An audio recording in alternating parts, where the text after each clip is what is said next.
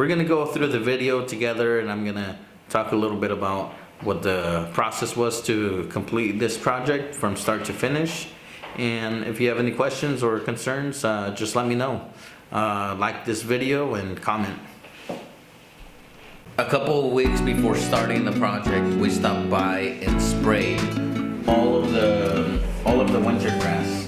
This customer had really nice green grass, but he wanted to change things up a bit. So we ended up removing the planter beds and the pavers, all of the plants that were installed.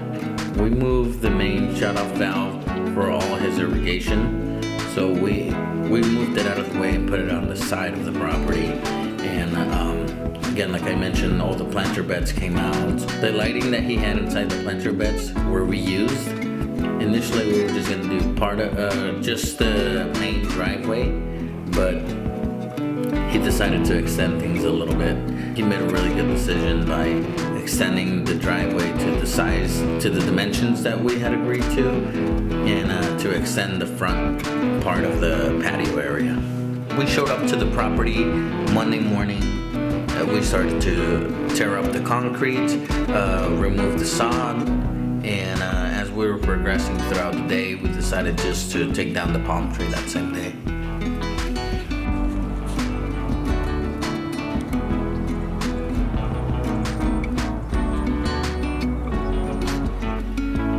So we started to go over this area with the sod cutter, and the skid steer came behind us just to pick everything up and pile it.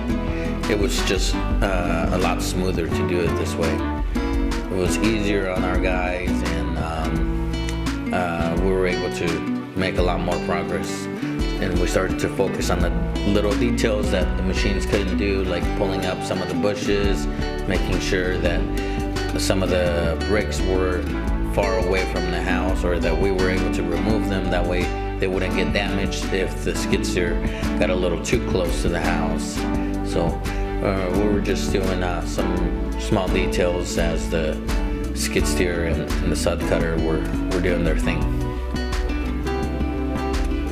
After the sod was removed and kind of piled up, we started to work on the irrigation. So we were looking at the main lines and how they were routed.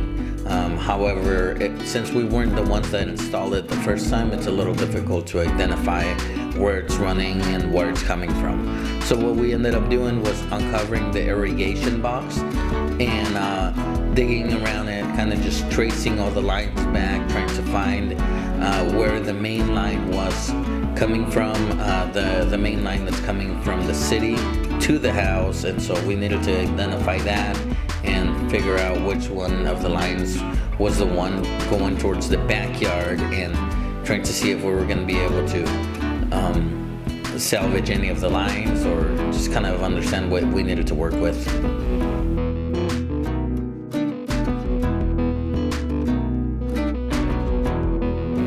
Here you can see how much progress we've done with the driveway. Everything has been torn up and kind of just piled up, and started to work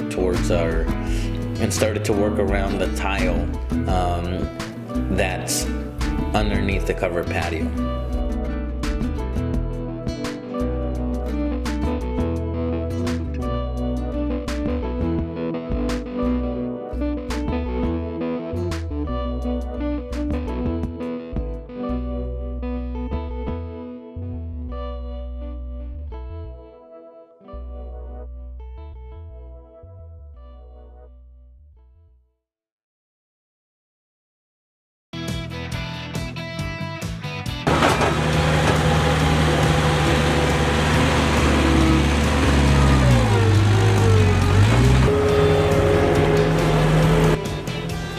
That same day, like I mentioned, we started to remove the palm tree. It was a pretty decent sized palm tree. I would say maybe about 20 feet tall. And we cut off a portion of it, and the rest we started to dig out. So the agreement was to actually remove it. We didn't want any of the root system there, so we needed to kind of dig around it because of how deep the root system is. And since the skid steers were at the property already, we decided just to remove it using skid steers. After we were finally able to dig it out, we were trying to load it into the truck, and so that was another task itself. So we had the truck back up a couple of times to see if we can put it in there. We tried to do it with a couple of pieces, so we weren't able to do it until we cut some of the excessive weight off of it, and we actually ended up moving the main stump to the street, and we were able to pick it up from there.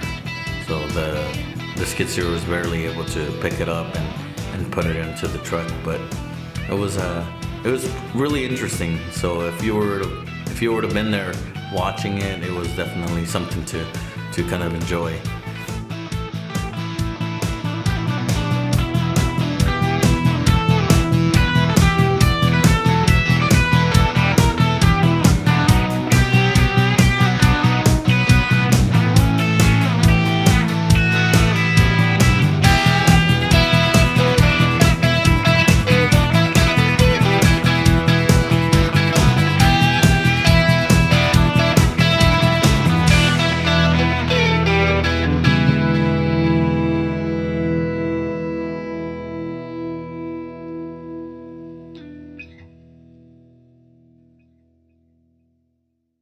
We did all the prep work in one day.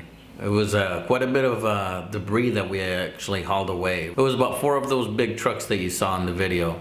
So a lot of debris, a lot of concrete, grass, dirt, and a couple of things with the dirt because the homeowner, he had a really nice green grass when he had it.